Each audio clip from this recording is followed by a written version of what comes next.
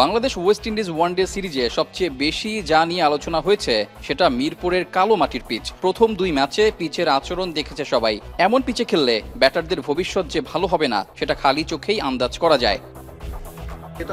এবার মিরপুরের এই কালো পিচ নিয়ে মুখ খুলেছেন বিসিবি প্রেসিডেন্ট আমিনুল ইসলাম বুলবুল।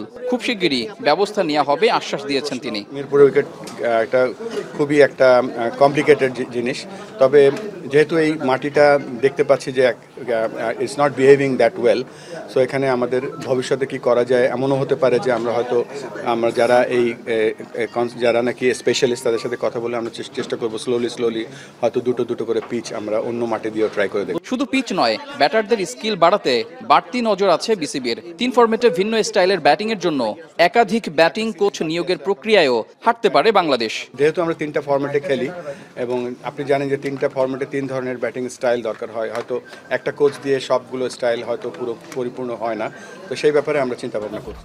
মিরাজের অধিনায়কত্ব নিয়ে প্রশ্ন আছে, তবে এখনই তাকে বিচার করতে নারাজ বিসিবি প্রেসিডেন্ট। সাথে সৌম্যর রানে ফেরা দলকে সামনে ভালো কিছু দেবে বলে আশাবাদী বুলবুল।